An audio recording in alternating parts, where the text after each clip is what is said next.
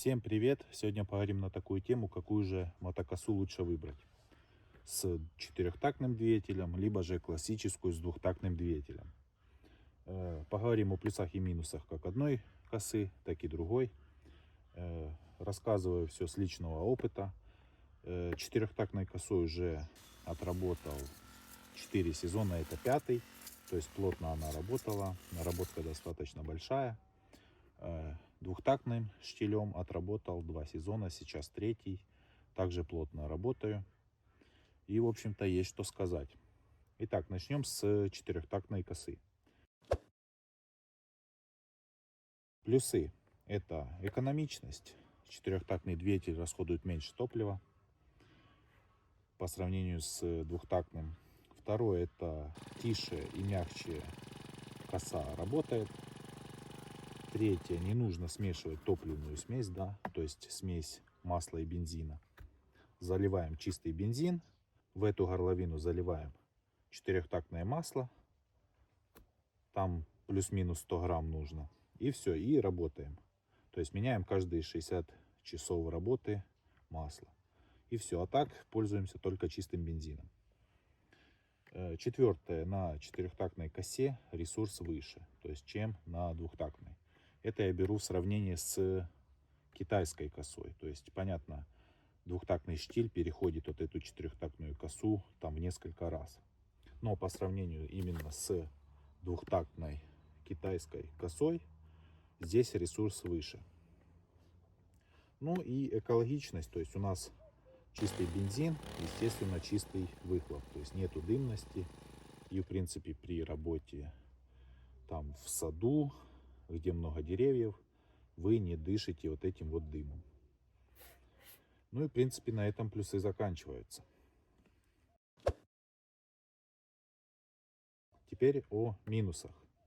Минусы — это низкая мощность, то есть данная коса имеет 35 сантиметров кубических объем и выдает мощность в районе 1,3 лошадиные силы. То есть мощность у нее маленькая. Второй минус — это ее вес, то есть четырехтактная коса весит больше, чем двухтактная. Это обусловлено тем, что здесь у нас все-таки другой двигатель, он имеет у нас клапана, то есть там пружины, коромысла, распредвал, ремень привода, шестерня привода. То есть это все у нас добавляет вес. Вот. Третье — это цена. То есть четырехтактные косы у нас будут дороже, чем двухтактные. И также четырехтактную косу сложнее и дороже отремонтировать, чем двухтактную. Еще одним минусом четырехтактной косы будет то, что ей нельзя работать в каких-то вот таких вот положениях, наклонять ее сильно, переворачивать. Вот. Но это не относится к этой косе. У нее немножко другая конструкция, которая позволяет работать практически в любых положениях, как на двухтактной косе. Ну и последний минус — это то, что четырехтактных мотокос небольшой выбор. Это классические вот такие вот двигателя копии Honda GX35, которые имеют 35 кубов, ременной привод. И есть немножко другие двигателя, которые имеют у нас привод штанговый. Они немножко большего объема, там в районе 40 кубиков. Ну и вроде по четырехтактной косе все. Теперь поговорим о двухтактных мотокосах. И первый минус — это больше расход топлива. Второй минус: такие косы громче работают, чем четырехтактные. Третий минус — это нужно смешивать бензин с маслом, то есть делать топливную смесь.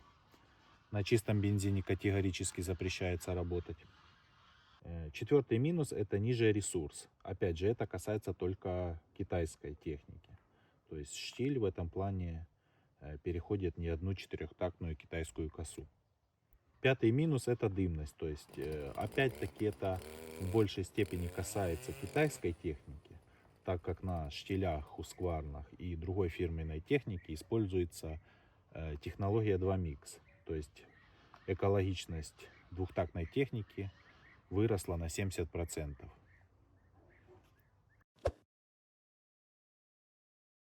А теперь поговорим о плюсах. Двухтактная техника одного объема с четырехтактной будет мощнее, чем четырехтактная. Меньший вес, то есть двухтактный двигатель, он прост, нету дополнительных никаких узлов, поэтому вес у него значительно ниже. Следующий плюс — это ремонтно-пригодность, то есть двухтактную технику легче отремонтировать, чем четырехтактную. Вам не нужно регулировать зазоры на клапанах, менять ремень, там, выставлять метки. То есть здесь все просто. И последний плюс — это то, что двухтактных мотокос очень большой выбор. Есть как легкие мотокосы, так и мощные, и всякого рода кусторезы. А теперь подведем итоги. Четырехтактная коса хорошо подходит для небольших ухоженных участков и для людей, у которых нету больших денег для фирменной двухтактной техники. То есть такая коса будет долго работать, ресурс у нее плюс-минус нормальный, отработает не один год, особых проблем с ней нет. Минусы — это то, что она слабая. То есть от этого, естественно, медленно она косит, большую траву ей уже практически не выкосить, ну и так далее, собственно. Двухтактная коса. Рекомендую брать какую-то фирменную.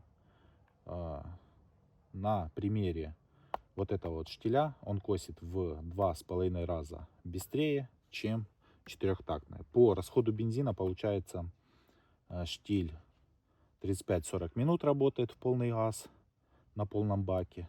ProCraft работает час, но за этот час ProCraft выкашивает плюс-минус 1,5 сотки травы, штиль выкашивает 4 сотки. Вот такая вот разница. Итак, основные моменты рассказал. Если что упустил, пишите комментарии, постараюсь ответить.